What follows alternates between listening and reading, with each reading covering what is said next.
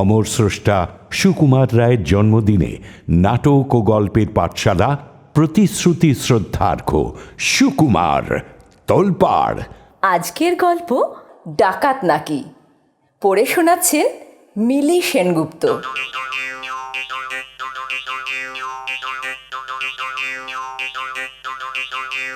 হারুবাবু সন্ধ্যার সময় বাড়ি ফিরছেন।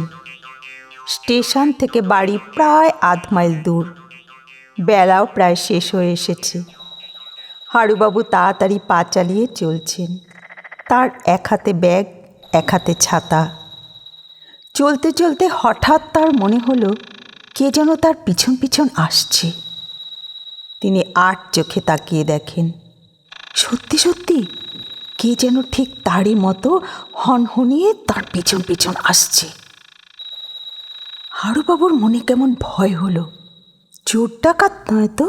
ওরে বাবা, সামনের ওই মাঠটা পার হবার সময় একলা পেয়ে হঠাৎ যদি ঘাড়ের ওপর দু চার ঘা লাঠি কষিয়ে দেয়, তাহলেই তো গেছি। হারুবাবুর রোগা রোগা পা দুটো কাঁপতে কাঁপতে ছুটতে লাগলো। কিন্তু লোকটাও যে সঙ্গে সঙ্গে ছোটে। তখন হারুবাবু ভাবলেন, সোজা মাঠের ওপর দিয়ে গিয়ে কাজ নেই, বড় রাস্তা দিয়ে বদ্যিপাড়া ঘুরেই যাওয়া যাক, না হয় একটু হাঁটাই হলো। তিনি ফস করে ডান দিকের একটা গলির ভেতর ঢুকে বক্সিদের বেড়া টপকিয়ে এক দৌড়ে বড় রাস্তায় গিয়ে পড়লেন। মা, সেই লোকটাও কি দুষ্টু! সেও দেখা দেখি ঠিক তেমনি করে বেপথ দিয়ে বড় রাস্তায় এসে হাজির।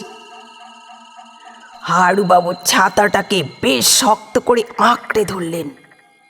ভাবলেন, যা থাকে কপালে, কাছে আসলেই দু চার ঘা কষিয়ে দেব। হারুবাবুর মনে পড়ল ছেলেবেলায় তিনি জিমন্যাস্টিক করতেন। দু তিনবার তিনি হাতের মাসল ফুলিয়ে দেখলেন এখনো শক্ত হয় কিনা। আর একটু সামনেই কালীবাড়ি। হারুবাবু তার কাছাকাছি আসতেই হঠাৎ রাস্তা ছেড়ে ঝোপ জঙ্গল ভেঙে প্রাণপণে ছুটতে লাগলেন। পিছনে পায়ের শব্দ শুনে বুঝতে পারলেন যে লোকটাও সঙ্গে সঙ্গে ছুটছে। এ কিন্তু ডাকাত না হয়েই পারে না। হারুবাবুর হাত পা সব ঠান্ডা হয়ে আসতে লাগলো। কপালে বড় বড় ঘামের ফোঁটা দেখা দিল। এমন সময় হঠাৎ শোনা গেল সামনে ঘাটের পাশে বসে কারা যেন গল্প করছে। শুনবা মাত্র হারুবাবুর মনে সাহস হলো। তিনি ধা করে ছাতা বাগিয়ে সিংহ বিক্রমে ফিরে বললেন, তবে রে, আমি টের পাইনি বুঝি, ভালো চাস তো? কিন্তু লোকটির চেহারা দেখে হঠাৎ তাঁর বক্তৃতা থেমে গেল। অত্যন্ত নিরীহ রোগা ভালো মানুষ করছিল লোকটি, ডাকাতের মতো একেবারেই নয়। হারুবাবু তখন একটু নরম মতো ধমক দিয়ে বললেন, খামোখা আমার পেছন পেছন ছুটছ কেন হে? লোকটি অত্যন্ত ভয় পেয়ে আর থতমত খেয়ে বলল, স্টেশনে বাবুটি যে বললেন আপনি বলরামবাবুর পাশের বাড়িতেই থাকেন, আপনার সঙ্গে গেলে ঠিক মতো পৌঁছবো।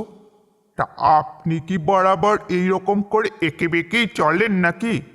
হারুবাবু ঠিক এক মিনিট হা করে তাকিয়ে থেকেও বলবার মতো কোনো জবাব খুঁজে পেলেন না।